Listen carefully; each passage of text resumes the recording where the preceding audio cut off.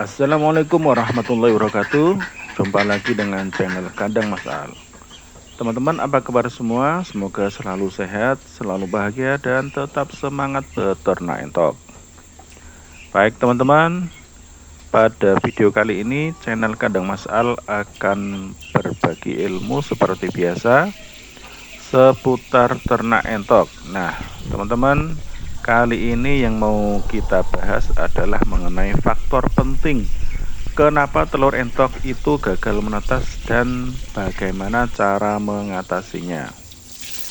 Tapi sebelum saya lanjutkan, seperti biasa teman-teman, bagi Anda yang baru menemukan channel ini, jangan lupa untuk langsung pencet tombol subscribe dan aktifkan lonceng notifikasinya agar Anda tidak ketinggalan video-video terbaru dari channel Kandang Mas Al. Dan bagi yang sudah subscribe, dipersilahkan untuk like, komen, dan share video-video dari channel Kandang Mas Al kepada saudara, kepada teman, kepada komunitas Anda, agar semua mendapatkan informasi dan juga manfaat dari video yang ada di channel Kandang Mas Al. Baik teman-teman, langsung saja kita mulai pembahasan kita kali ini. Teman-teman, untuk masalah atau kendala telur-telur entok tidak menetas atau kopior, itu memang sering sekali kita jumpai ya di ternak-ternak entok dengan sistem pembibitan. Banyak sekali faktor yang menjadi kendala. Nah, memang ini menjadi penyebab gagalnya panen dalam memproduksi DOE. Nah teman-teman, berikut ini akan saya jabarkan penyebabnya kenapa telur-telur entok itu tidak mau menetas, dan juga akan saya bagi juga bagaimana cara untuk mengatasinya.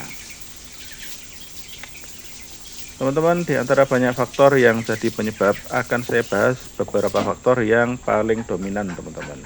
Yang pertama yaitu faktor pejantan teman-teman. Faktor pejantannya yaitu pejantan yang tidak bisa kawin secara maksimal atau kemungkinan kurang birahi, sehingga menyebabkan telur-telurnya itu infertil alias kosong tanpa embrio teman-teman.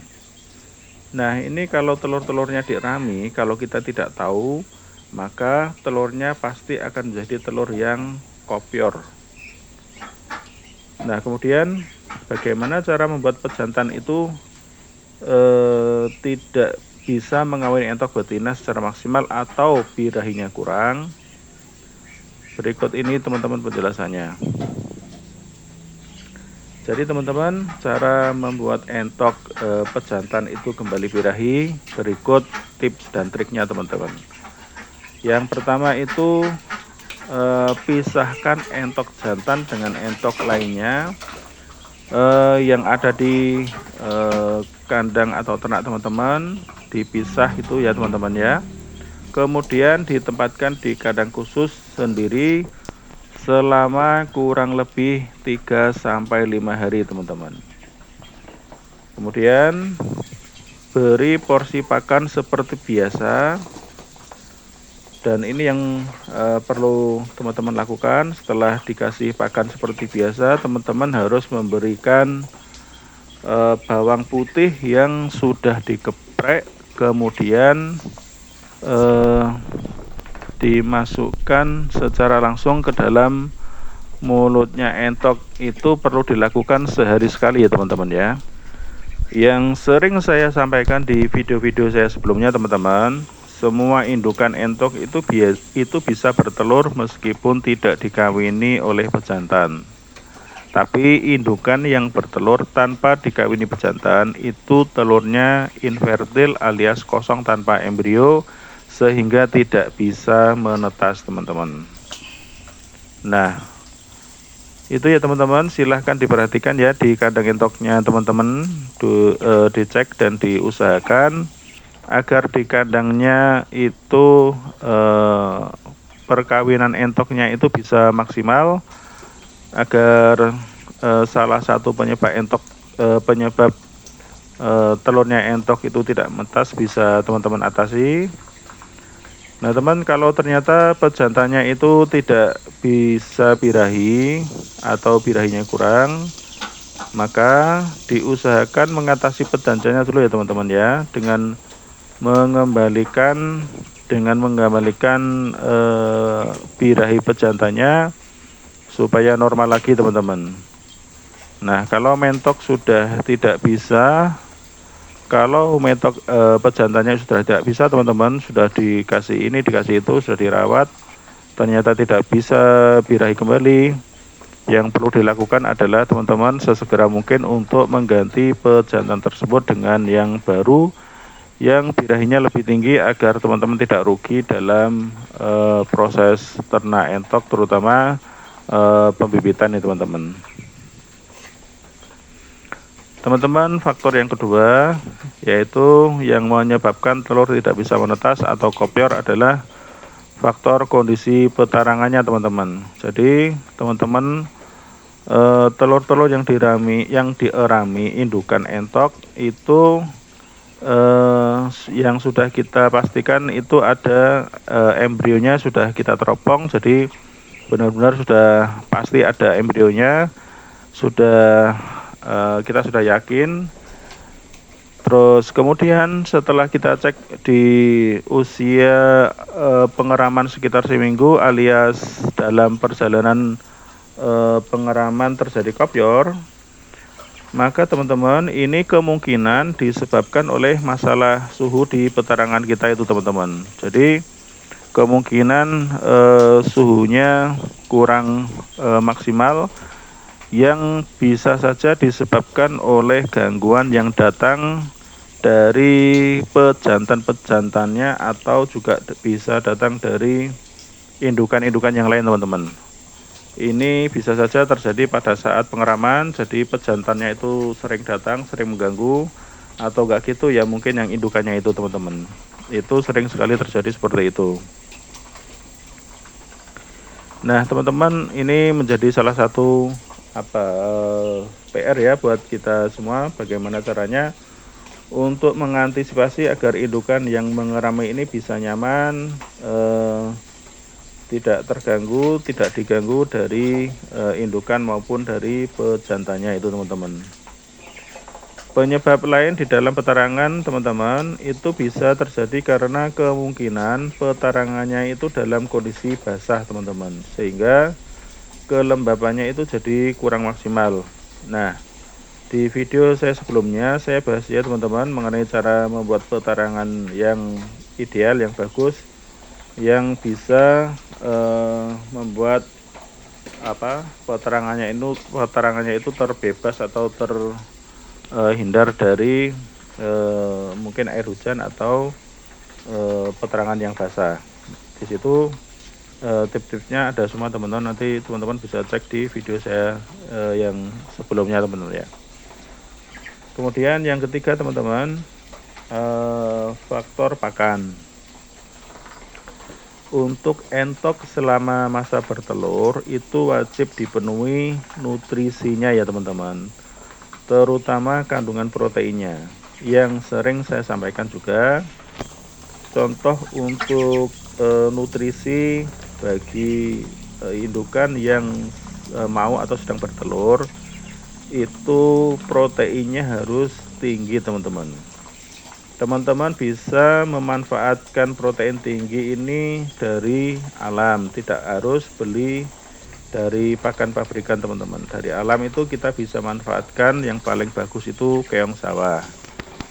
Nah, tapi kalau misalkan teman-teman mau praktis, mau enak, tidak mau kotor-kotor, itu ya itu teman-teman harus pakai pakan pabrikan seperti konsentrat petelur itu. Nah, kemudian teman-teman jangan lupa juga diberi variasi pakan berupa hijauan ya, jangan lupa itu. Hijauan itu yang banyak sekali di sekitar kita yang masih segar. Bisa kita ambil contoh itu eceng gondok atau kangkung, daun kelor juga bisa, dan lain-lain masih banyak teman-teman. Ada ya di sekitar teman-teman kan banyak daun singkong dan lain-lain, itu kan banyak di sekitar teman-teman. Nah, lanjut kemudian yang keempat teman-teman, itu faktor umur teman-teman.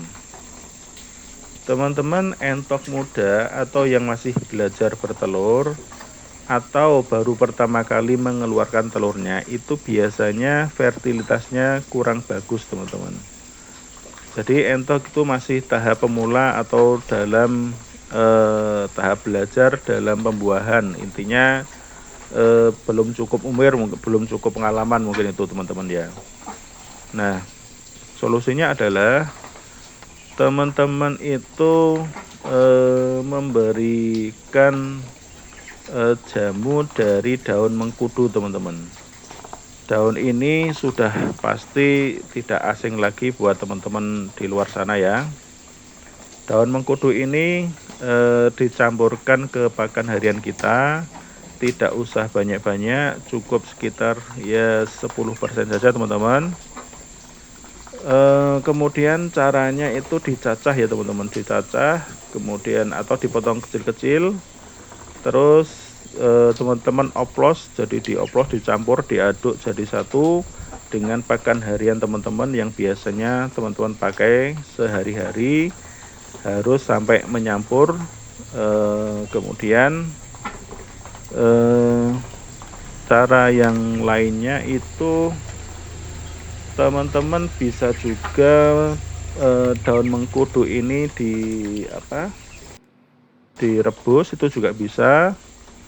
Nah, setelah direbus teman-teman dinginkan dulu, diambil daunnya, kemudian dipisahkan daunnya, diambil, terus kemudian air rebusan tadi itu didinginkan. Setelah benar-benar dingin, teman-teman kemudian bisa memberikan ke ternak entok teman-teman itu untuk minumnya teman-teman, itu juga bisa. Jadi ada dua cara ya teman-teman ya.